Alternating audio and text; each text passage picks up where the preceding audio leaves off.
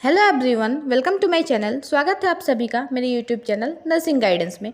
तो black fungus के बाद वाइट फंगस भी अब इंडिया में अपनी दस्तक दे चुका है। कई राज्यों में हमें इसके केस देखने को मिल रहे हैं। तो आज के इस वीडियो में मैं आपको बेसिकली यही बताने वाली हूँ कि वाइट फंगस क्या होता है, इसके सिम्टम्स क्या क्या होता है और इससे कैसे बचा जा सकता है। तो चलिए देखते हैं कि वाइट फंगस क्या है। वाइट फंगस को हम लोग कैंडिडियासिस भी बोलते हैं। ये एक तरह का फंगल इन्फेक्शन है जो कि कैंडिडा नाम के फंगस से होता है। बेसिकली ये जो फंगस है ये हमारे बॉडी में ही प्रेजेंट होता है और ये हम लोगों को आमतौर पर कोई भी नुकसान नहीं पहुंचाता है, मगर जिन लोगों का इम्यूनिटी पावर बहुत लो हो जाता है उन लोगों को ये फंगस इजीली अफेक्ट कर देता है। तो देखते हैं कि ये फंगस हमारे बॉडी में कहाँ कहाँ प्रेजेंट होते हैं। ये फंगस हमारे बॉडी में स्किन में पाए जाते हैं और भी कई सारे प्लेस है जिसमें जैसे कि माउथ, थ्रोट, गट और प्राइवेट पार्ट्स में ये फंगस पाए जाते हैं। अब देखते हैं कि इस फंगस में क्या क्या सिम्टम्स पाए जाते हैं। अगर आपको वाइट फंगस हो गया है, वाइट फंगस का इन्फेक्शन हो गया है, तो आपको आपके बॉडी में कौन कौन सा सिम्टम्स इजीली देखने को मिल सकते हैं। तो उसमें आपका डिपेंड करता है कि जो वाइट फंगस है उसने आपके बॉडी के किस पार्ट को अफेक्ट किया है।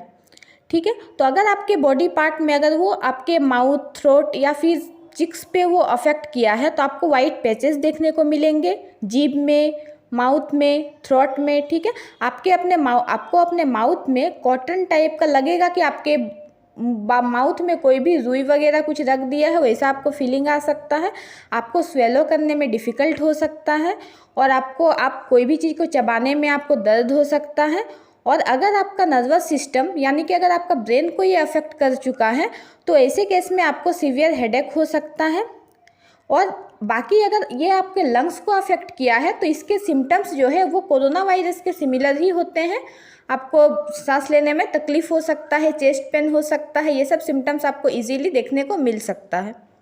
इसके सिम्टम्स काफ़ी हद तक कोरोना वायरस से सिमिलर ही होते हैं। पर आपको पता कैसे चलता है कि जब आप आरटीपीसीआर टेस्ट के लिए जाएंगे तो आपका कोरोना टेस्ट जो है वो आपका नेगेटिव आएगा। तो उस केस में आप ज़्यादा सतर्क हो सकते हैं कि आपको वाइट फंगस भी हो सकता है। अब देख लेते हैं कि वाइट फंगस कैसे फैलता है हमारे बॉडी में।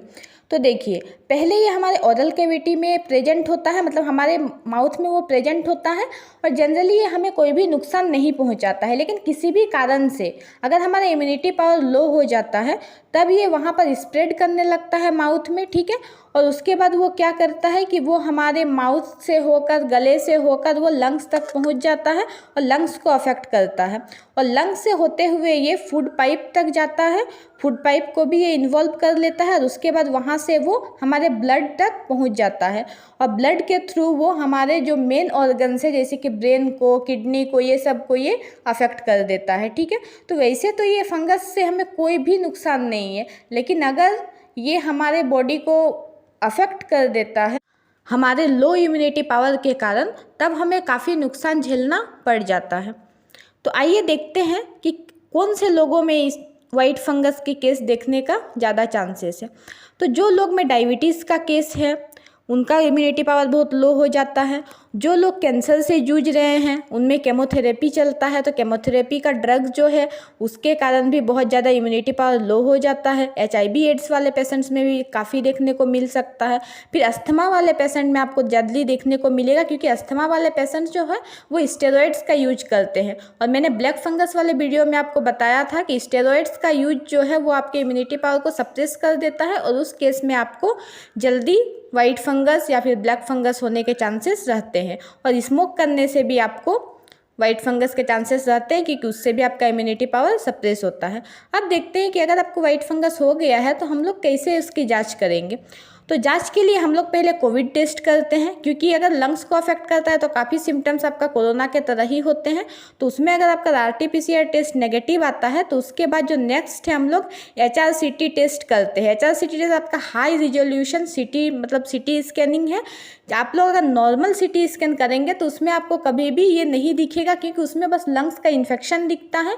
तो लंग्स का इन्फेक्शन तो कोरोना वायरस में भी होता है, तो आपको दोनों केस में डिफरेंस नज़र नहीं आएगा, आपको पता नहीं चलेगा कि लंग में इन्फेक्शन किस कारण से हुआ है। तो इसके लिए आपको हाई रिजोल्यूशन सिटी स्कैनिंग कराना पड़ेगा, जिसमें आपको इजीली दिख जाएगा कि ये फंगल इन्फेक्शन है या वायरस इन्फेक्शन है। नेक्स्ट थ्रोट स्वाब, आपके थ्रोट से स्वाब लिया जाता है और उससे आपको फंगस का जांच किया जाता है। उसके अलावा अगर आपका फूड पाइप को भी अगर इन्फेक्ट कर चुका है फंगस, तो उस केस में आपका इंडोस्कोपी किया जाता है, विजुअल इमेज देखा जाता है आपका फूड पाइप का, और उससे आपका फंगस का जांच किया जाता है।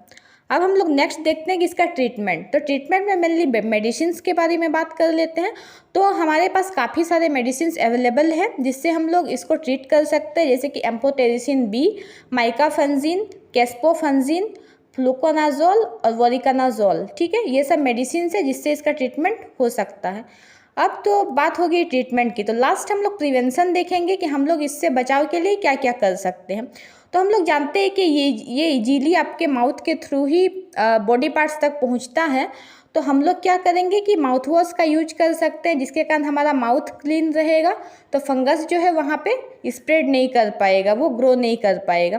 फिर हम लोग स्टेरॉइड्स को लेने से अवॉइड करेंगे। एंटीबॉडीज़ वगैरह जो कोरोना के पेशेंट्स में चलते हैं वो सब हम लोग, अगर हम लोग ठीक हो चुके हैं या फिर अगर डॉक्टर का कोई एडवाइस नहीं है तो हम लोग उसको अननेसेसरीली नहीं लेंगे, क्योंकि उसके वजह से भी हमारा इम्यूनिटी पावर लो हो जाता है।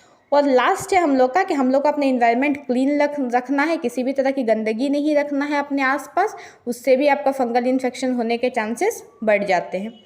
आज के लिए इतना ही। अगर आपको मेरा वीडियो पसंद आया हो तो इसको लाइक कर दीजिएगा, शेयर कर दीजिएगा और मेरे चैनल को सब्सक्राइब कर लीजिएगा। Thank you. Hello everyone.